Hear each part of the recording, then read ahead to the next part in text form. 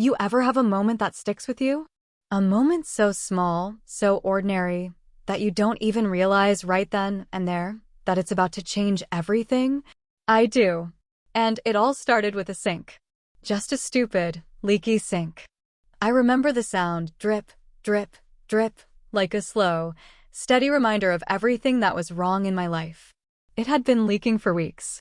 My husband said he'd fix it. He always said he'd fix it. But, like so many other things, it never happened. So, one morning, I did something I didn't think twice about. I picked up my phone, searched for a handyman, and made the call. That's it. Nothing dramatic. Nothing scandalous. Just a simple decision. One that should have meant nothing. But looking back, that was the moment my entire life started to unravel. Because when he showed up at my door, I felt something I hadn't felt in years. I didn't recognize it at first. It wasn't love. It wasn't desire. It was something deeper, something scarier, something I wasn't ready to admit to myself. And the worst part? It wasn't even about him. It was about me. See, people think affairs start with stolen kisses and secret meetings. But that's not true. They start long before that. They start in the silence, in the loneliness, in the slow realization that somewhere along the way, you disappeared. And the moment he looked at me, really looked at me, I felt it. Like I was seen again. Like I was alive again. I should have stopped it right then. I should have walked away. But instead, I smiled. I let him in. And that's when everything changed. I never thought fixing a simple leak would unravel my entire life. But that's exactly what happened. And this is my story. For years, I convinced myself I had everything I needed. A husband, 2 kids, a house that looked perfect from the outside, like something out of a family magazine. I told myself that was enough. That love didn't always have to feel like fireworks. That passion fades, and that's just life. But deep down, in a place I never liked to visit, I knew the truth. I wasn't unhappy, but I wasn't happy either. I just existed. I woke up every morning, packed lunches, did the laundry, answered emails, and made dinner. My husband, Mark, worked long hours, and when he came home, he barely looked at me. He'd kiss my cheek out of habit, not desire. We talked, sure, but only about the kids, the bills, the never-ending list of things that needed fixing around the house. Conversations that felt more like business meetings than anything else. The worst part? I didn't even blame him. Somewhere along the way, we both stopped trying. Stopped touching. Stopped seeing each other. I told myself this was normal. That this was what marriage became after a decade together. That the butterflies we once had were replaced by comfort. Stability. But comfort had turned into distance. Stability had turned into silence. And I had turned into someone I barely recognized. Then, one day, the sink started leaking. It was a slow, steady drip, just like the slow, steady way my life had faded into routine. Mark had promised he'd fix it. And then he forgot. And then he promised again. And forgot again. Just like he forgot how to hold my hand. Forgot how to ask me how my day was. Forgot that I was even there. So I stopped waiting. I picked up my phone, searched for a handyman, and made the call. I didn't think much of it. It was just a sink. Just a fix. Just a stranger. Until he showed up at my door. Tyler. He couldn't have been more than 25. Broad shoulders, strong hands, that easy kind of confidence that comes with youth. But it wasn't just that. It was the way he smiled. The way he looked at me. Not past me. Not through me. At me. Like I was someone. Like I was seen. And for the first time in a long time, I liked it. I liked it way too much. I should have brushed it off. Should have reminded myself that I was a married woman. That he was just here to fix my sink. That nothing was happening. But when I invited him inside, somewhere deep down, I think I already knew. This wasn't just a leak. And Tyler. He wasn't just a handyman. I should have left the room. I should have walked away. I should have been anywhere but there, watching him. But I didn't. I stayed. Tyler rolled up his sleeves, revealing tanned forearms lined with subtle veins. He was focused, brows slightly furrowed, his strong hands working methodically beneath the sink. I should have been thinking about how quickly he could finish the job. Instead, I found myself noticing the way the muscles in his arms flexed as he twisted the wrench. The way a strand of his dark hair kept falling over his forehead, and how he'd push it back with an absent-minded flick of his hand. I wasn't supposed to be looking, but I was. And then he spoke. "Looks like your husband let this leak go on for a while," he said, his voice smooth, casual. There was nothing in his tone, no accusation, no judgment. But something in the way he said it made my stomach tighten. I hesitated before answering. "Yeah, he's been meaning to fix it. Just busy, I guess." Tyler made a small sound, something between a chuckle and a scoff. "Busy, huh?" I knew what he meant. He didn't say it outright, but I felt the weight of the words. How busy could someone be that they couldn't take 5 minutes to tighten a pipe? I bit the inside of my cheek. I shouldn't be talking about Mark. Not like this. Not to a stranger. But Tyler wasn't just any stranger, was he? "How long has it been leaking?" he asked, glancing up at me from where he was crouched beneath the sink. I folded my arms over my chest, shifting my weight. "A few weeks. Maybe a month." He let out a low whistle. "That long?" I shrugged. "Guess you don't notice something dripping when you get used to the noise." The second the words left my mouth, I realized I wasn't talking about the sink anymore. Tyler must have realized it too, because his expression softened, just a little. And then, for the first time in what felt like forever, I laughed. Not a forced, polite laugh. Not the kind of laugh you give when someone makes an awkward joke at a dinner party. A real laugh. The kind that sneaks up on you. The kind that shakes something loose inside you. It started with small talk. Then, suddenly, we were talking about everything. Nothing deep. Nothing serious. Just easy conversation. He told me about the weirdest repair jobs he'd ever done. I told him about how my daughter liked to stick stickers on everything, including, apparently, the bottom of the sink, which he found and peeled off with a grin. The tension in my shoulders melted. For the first time in so long, I wasn't just a wife. Or a mother. Or the person who picked up socks from the floor and folded laundry and scheduled dentist appointments. I was me. And Tyler? He saw me. He listened. He heard me. Mark hadn't listened like that in years. Not because he was cruel, not because he didn't love me, but because when you've been with someone long enough, you stop hearing them. Their words become background noise, like a leaky faucet, always there, always dripping, but easy to ignore. And then a touch. It was nothing. Accidental. He reached for the wrench, not realizing my hand was there, too. Our fingers brushed.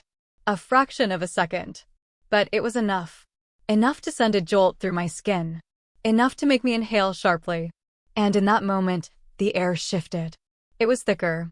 Heavier. Like something unspoken had been set loose between us. Tyler froze. I froze. Neither of us moved. Neither of us pulled away. And then, slowly, so slowly it felt deliberate, our hands separated. I should have stepped back. I should have said something. But instead, I met his gaze. His eyes lingered on me for just a beat too long. Long enough for me to feel it in my chest. Long enough for my pulse to race. Long enough for me to know, with absolute certainty, this wasn't just small talk anymore. This was something else. Something dangerous. Something neither of us should have wanted. But suddenly, I wasn't sure if I didn't want it. And that terrified me more than anything else. It was harmless, wasn't it? A conversation. A laugh. A touch so brief it could have been an accident. But then why did I feel guilty? Why did I lie awake that night, staring at the ceiling, feeling my heart pound against my ribs? Mark lay beside me, turned away, his breathing slow and steady, lost in a sleep so deep it felt like another world. We hadn't touched in weeks. Maybe months. I tried to remember the last time he had really looked at me. The last time he reached for me in the dark. The last time I felt wanted. And I couldn't. But I remembered Tyler. I remembered the way his eyes held mine a second too long. The way my skin tingled where our hands brushed. I wasn't cheating. I was just feeling something again. Was that so wrong? That night, I convinced myself it was nothing, that I was overthinking, that a spark only had power if you let it catch fire. But if it was nothing, why couldn't I stop thinking about him? Why did I find myself replaying our conversation, the sound of his laugh, the warmth of his presence in my kitchen? I told myself I wouldn't see him again, that when he finished fixing the sink, that would be it.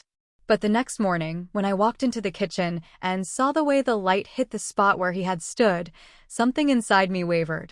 And then I saw it. A small screwdriver sitting on the counter. He must have left it behind. My fingers traced over the handle, and without thinking, without hesitating, before my brain could catch up with my heart, I grabbed my phone. And I called him. "Hey, you left your tool here." I should have stopped there. I should have let him pick it up and go. But I didn't. Instead, I heard myself say words I couldn't take back. "While you're here, I actually have another little problem that needs fixing." I wasn't talking about the house. I wasn't talking about a broken cabinet or a squeaky door. I was talking about me. And deep down, I think he knew. Because when he said, "I'll be there soon," I felt it. That tiny, electric thrill. That whisper of something I shouldn't have wanted. And that was the moment. The moment I crossed a line I couldn't uncross. I should have walked away. I should have ignored the feeling. But instead, I asked him to come back. I told myself it was just one more time. One last time. Just to return the tool, just to fix a few more things around the house. That was all. But it wasn't. The sink was fixed. There was no real reason to call him back. But suddenly, everything in my house felt like it needed repairing. The cabinet door that had been slightly loose for months, it needed tightening. The front porch light that flickered every now and then, it needed replacing. The old wooden stairs that creaked when you stepped on the third one, that needed fixing too. Anything. Any excuse to hear his voice on the other end of the phone. Any excuse to see him standing in my doorway, sleeves rolled up, tool belt slung around his waist, smiling like I was the only thing in the room that mattered. Each time, the conversations grew longer. Each time, the air between us felt thicker. I knew what was happening. I knew what I was doing. And yet, I let it happen anyway. It started slow. Small things. Innocent things. Like the way I lingered in the kitchen while he worked, pretending to tidy up just so I could stay close. Like the way our hands brushed when I handed him a glass of water, neither of us pulling away too quickly. Like the way I caught him watching me when he thought I wasn't looking. One evening, after fixing the loose cabinet hinge that I'd definitely loosened myself, I made coffee. I don't know why I did it. Maybe I wanted to keep him there a little longer. Maybe I wanted to see if he'd stay. He did. We sat at the kitchen table, inches apart, the soft hum of the refrigerator the only sound between us. I could feel the warmth of his body, even without touching him. I could hear the quiet inhale of his breath. Neither of us spoke at first, but we didn't need to. There was something in the silence. Something in the way he looked at me. Like I was someone. Like I was seen. Not as a wife. Not as a mother. Not as someone's responsibility. Just as me. It had been so long since anyone looked at me like that. Too long. I should have ended it there. I should have picked up his empty cup and thanked him for coming, told him to leave, let the moment pass before it became something else. But I didn't. Because I liked the way he looked at me. I liked the way my stomach tightened when his knee brushed against mine under the table. I liked the way his gaze flickered to my lips, so quick I might have imagined it. But I didn't imagine the way he swallowed hard. I didn't imagine the way he shifted, fingers curling around his coffee cup, knuckles slightly white, like he was stopping himself from doing something he shouldn't. Like he was fighting the same battle I was. Neither of us moved. Neither of us spoke. The only sound was the ticking of the clock above the stove, each second stretching out like an eternity. I didn't pull away. And neither did he. From that night on, everything changed. We were playing a game now, one without rules, one without logic, one without an ending we could pretend we didn't already see coming. I called him more often. And he always answered. I found more things that needed fixing. And he always came. I told myself we were still safe. That nothing had happened. But it had. Because every time he stood in my doorway, I let my breath hitch. Every time he leaned in close to show me how he was fixing something, I let my skin hum with anticipation. Every time he smiled at me that slow, knowing smile, I let myself smile back. I wasn't naive. I knew what this was. I knew where it was going. And yet, I still let him in. Again and again and again. Until one day, I didn't have an excuse to call him anymore. And I still did. And that's when I knew. This wasn't just fixing things anymore. This was breaking something. Something I could never put back together. I should have let him leave. I should have stepped back, closed the door, and let the night swallow him whole. But I didn't. It was raining that night. Not a soft drizzle, the kind that kisses your skin, but a steady, relentless downpour that soaked the pavement and turned the streetlights into shimmering ghosts. The kind of rain that made everything feel heavier. The kind that made the world feel smaller, quieter, like it was just us. Tyler stood at the door, one hand gripping the frame, the other resting against the side of his jeans. He had finished fixing a cabinet that, if I was being honest, never really needed fixing in the first place. I should have told him goodnight. Instead, I hesitated. And that hesitation? That was all it took. He didn't move, didn't speak right away. The rain pounded against the roof, filling the silence between us, but the real storm was inside me, raging, building, demanding to be acknowledged. Then he said it. "Are you happy?" The words came out low, quiet, almost hesitant, like he wasn't sure if he wanted to hear the answer. My stomach twisted. I opened my mouth to lie. To say, of course, I'm happy. I have a beautiful family. A husband. A life I built. But I couldn't. The words sat on the tip of my tongue like a weight too heavy to lift. So instead, I said nothing. And silence, in that moment, was its own confession. Tyler's gaze flickered across my face, searching, waiting, reading every crack in my carefully built walls. And then, so slowly it felt like time had slowed just for us, he reached up. His fingers brushed against my temple, moving with careful hesitation, as if giving me the chance to stop him. But I didn't. I stood still, heart pounding so loudly I swore he could hear it, as his fingertips tucked a stray piece of hair behind my ear. It was a simple touch, but I felt it everywhere. A slow, sharp inhale filled my lungs, my body frozen in place, not because I was afraid, but because I wanted this. I wanted this in a way I shouldn't have. In a way that terrified me. His fingertips lingered just a moment too long, hovering near my jaw, close enough that I could feel the heat of his skin. I could have stepped back. I could have told him to leave. But I didn't. Instead, I met his gaze. And that was it. That was the moment. The moment I crossed a line I could never uncross. Because before I even had time to think, before I even had time to remind myself of everything I had to lose, his lips were on mine. Soft, gentle, just the ghost of a kiss. Testing, asking, giving me one last chance to say no. But I didn't. I kissed him back. And just like that, everything I thought I knew about myself shattered. The second our lips met, reality crashed down on me. It was like waking up from a dream, one so vivid, so intoxicating, that for a split second, I wanted to stay in it. But then, just as quickly, I remembered. I remembered my husband. I remembered my children. I remembered the life I had spent years building, the life I had just put at risk for a single moment of weakness.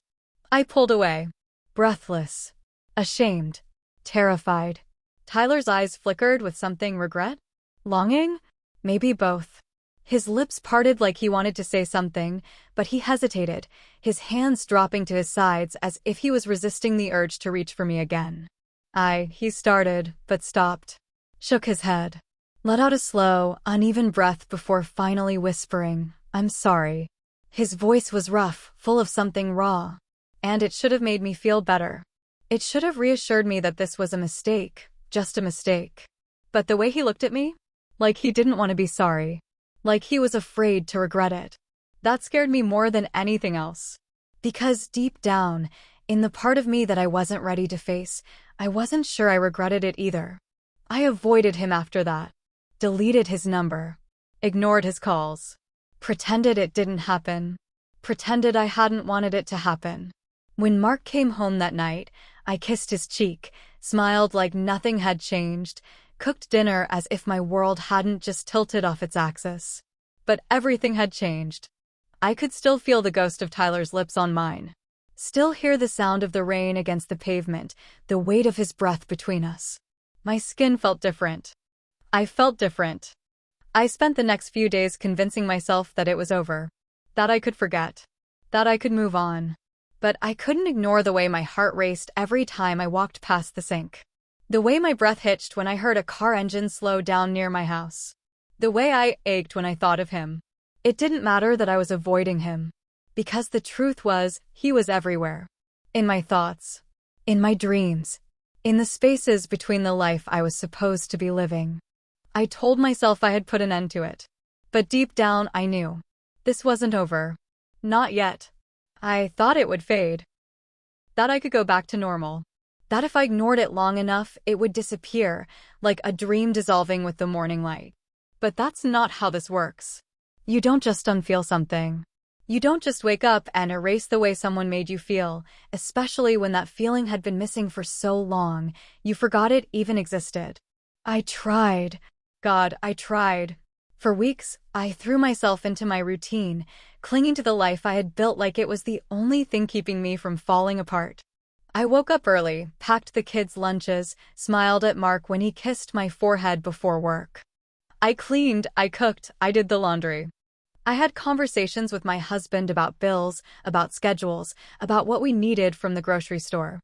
I played the part of a good wife, a good mother, a woman who hadn't betrayed everything she once stood for. And yet, there were moments. Little, fleeting moments where my mind betrayed me. Like when I caught a glimpse of myself in the mirror and saw the woman he had looked at not as a wife, not as a mother, but as a woman. Like when Mark touched me and my body stiffened because it didn't feel the same.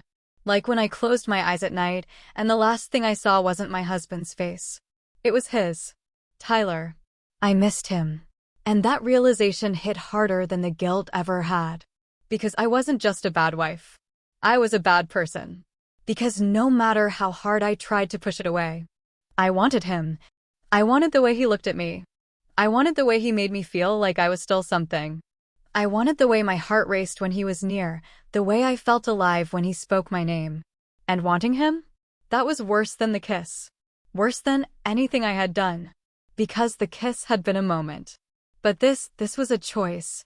Every single day, every single second, I was choosing to miss him. And there were only two ways out of this. I could confess. I could tell Mark everything.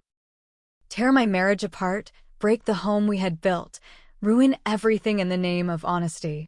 Or I could bury it, swallow it whole, live with the weight of my own betrayal pressing down on my chest, a constant reminder of the line I had crossed.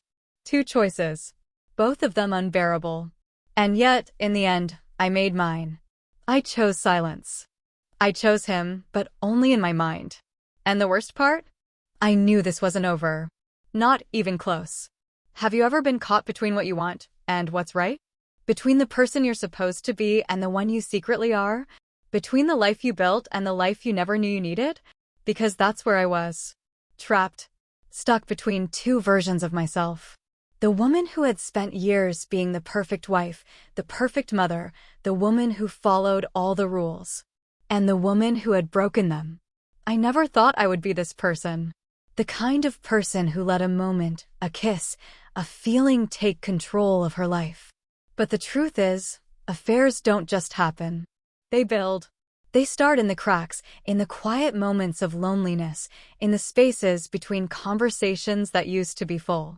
They start when you stop feeling seen. And then one day, someone looks at you, really looks at you, and suddenly, you're not invisible anymore. So tell me, what would you have done? If you had spent years feeling like you were fading into the background of your own life, and then, suddenly, someone brought you back into focus?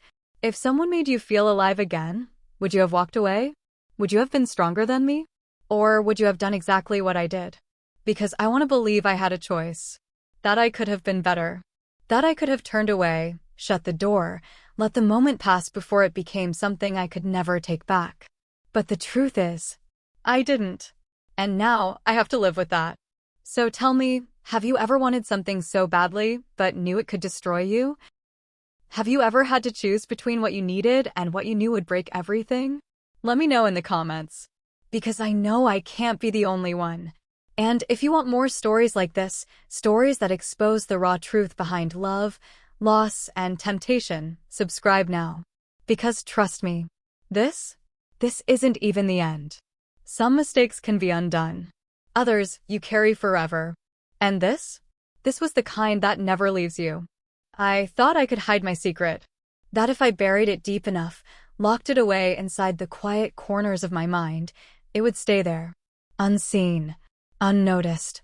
That if I went through the motions, kissed my husband, packed my children's lunches, smiled when I was supposed to smile, maybe it would disappear.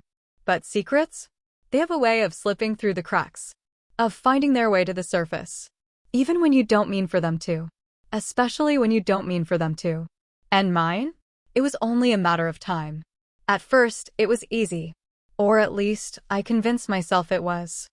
I pretended that night with Tyler never happened. I ignored the memory of his hands, the way he touched me like I was something fragile, something worth breaking for. I stopped calling him. Stopped finding excuses to see him. I told myself I could go back to normal. That if I tried hard enough, wanted it badly enough, I could forget. But forgetting isn't the same as erasing. And the worst part about keeping a secret? It changes you. I started noticing things. The way Mark looked at me, like maybe he sensed something was different. The way I flinched when he touched me, just for a second, barely noticeable, but there. The way my heart skipped every time my phone buzzed, a part of me both hoping and dreading that it was Tyler. The guilt wasn't just in my mind. It was in my body. I carried it in my shoulders, in my stomach, in the way I couldn't meet my own reflection without seeing someone else staring back at me. Someone I didn't recognize. Someone I didn't want to recognize. It happened so fast. One moment, everything was fine. Normal. And then, who's Tyler? Mark's voice. Calm. Curious. Not accusing. Not yet. But the air in the room changed. I was standing at the sink, rinsing off a plate when he said it. I froze. The water ran over my hands, scalding hot, but I barely felt it. I turned to him slowly, my heart pounding, the kitchen suddenly feeling too small, too tight. What? A simple word. Flat. Controlled.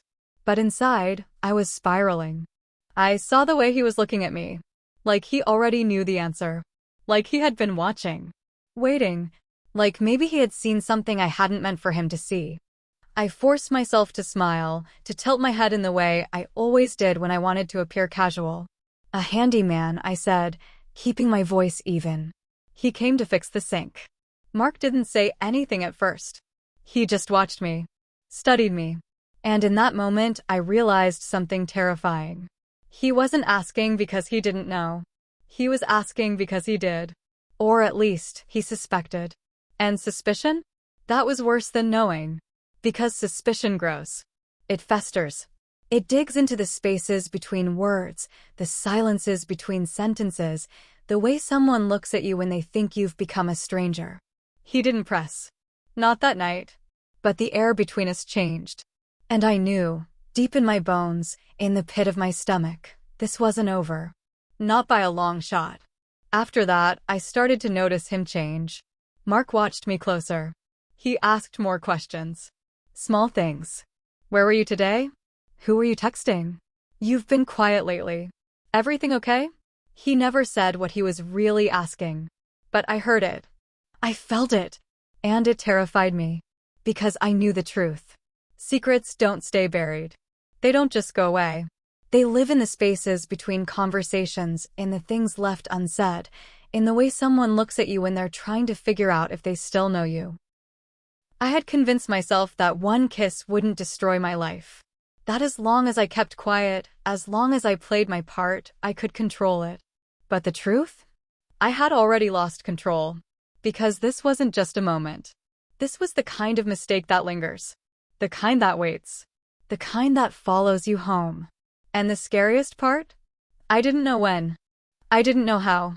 But I knew. One day it would all come crashing down. And when it did, I wouldn't be able to stop it.